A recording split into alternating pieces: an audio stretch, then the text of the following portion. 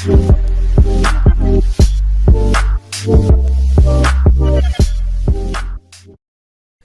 guys, welcome back. Today we will be wrapping up our TSG build series with part 3.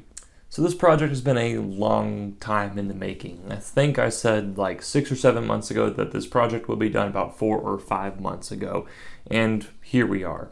Unfortunately, my life is very busy, as you guys know, and working on this TSG build and running this channel in general does not make my life any less busy. So this project has been a long time in the making. I think I said like 6 or 7 months ago that this project will be done about 4 or 5 months ago, and here we are. Unfortunately, my life is very busy, as you guys know, and working on this TSG build and running this channel in general does not make my life any less busy. Nevertheless, the TSG project is pretty much done at this point. Everything I want to do to it is pretty much done. I'm pretty satisfied with where the build is. I might make some small changes here and there, but overall the build is pretty much done. Now, I actually did get to use this gun in a game the other day in an indoor airsoft match at Cincinnati Indoor Airsoft.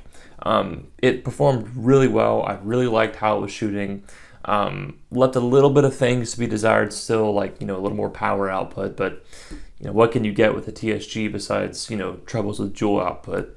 Overall, the range, the accuracy, everything was phenomenal. The trigger response was really great. The rate of fire was really cool, but I never really got to use it in game. It's a very, very quiet gun, obviously. Just how short the sector gear's teeth are, it's going to be a very quiet gun just due to how little of the spring it's actually utilizing for power output. So that being said, those are the things that it has going for it. It's really nice. The range is really good. The accuracy is actually really good too. I was very impressed by the range. There are a couple things that I changed after playing with it for a day. I decided to shorten the barrel down and actually change out the rail system altogether.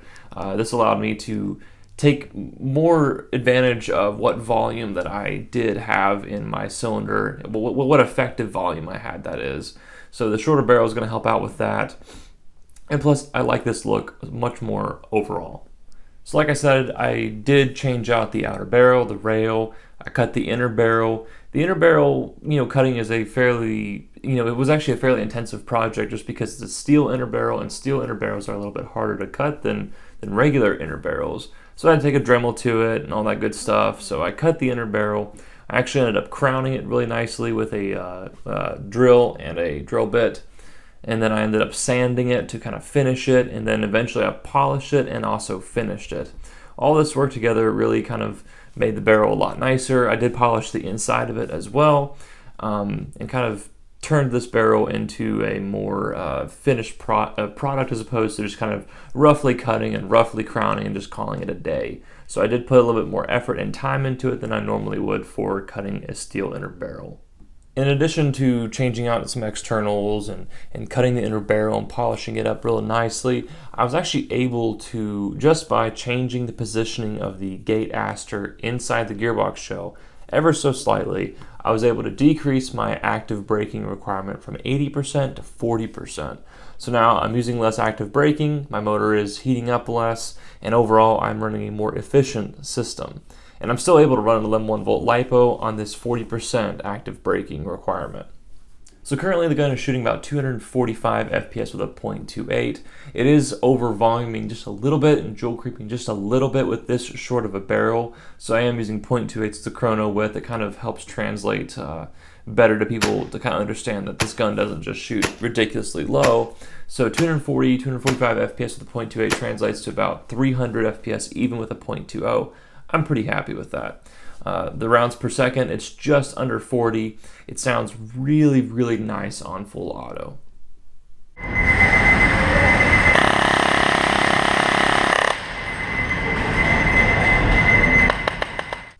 And like I said, the range and accuracy is very satisfying as well. Being right at that 300 FPS mark with a .20 gram BB really does kind of limit you, but when you're playing indoor, it doesn't really matter, especially when the FPS limit is under 350 and you're playing semi-auto only. Now, how effective is this build, in an actual airsoft game? Should you build a TSG or should you just stick with the tried and true DSG? And the answer is a little more complicated than just yes or no. It's, a DSG build is technically going to perform a little bit better because it has less room for error, you have more volume, you can get just as good trigger response, and you can have just as high of a rate of fire for the most part.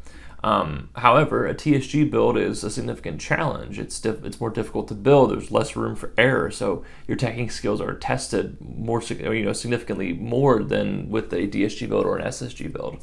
So, overall, I really enjoyed building it. I thoroughly enjoy the TSG build, but its use is fairly limited when compared to a DSG.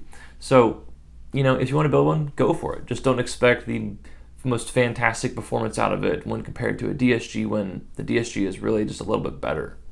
Alright guys, well that's going to wrap up the TSG build project series.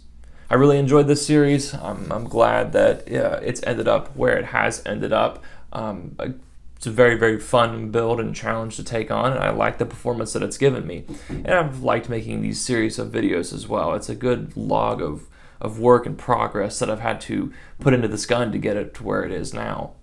Rest assured though, there will be more content of this in the future. I'm not just going to leave the TSG build right here hanging. We'll try putting an MS210 in the gun. We'll try spacing, my spring and adding more weight to the piston and seeing where the threshold for premature engagement really is. Just some stuff like that I've had ideas of, making videos, incorporating the TSG build more in the future and not just leaving it here at part 3. Alright guys, that's going to have to do it for this video. Thank you very much for watching, and if you haven't already, please like this video and subscribe to my channel for more AirsoftTech themed content. And comment down below and tell me whether or not you are planning on taking on a TSG build. Tell me about the gun you'll be choosing and the specifications and the parts you'll be using and the goals that you have in mind with these parts. Alright guys, that's going to have to do it for this video and this project. So I'll see you guys in the next video of whatever the heck I'm doing. But until then, stay tuned, techs.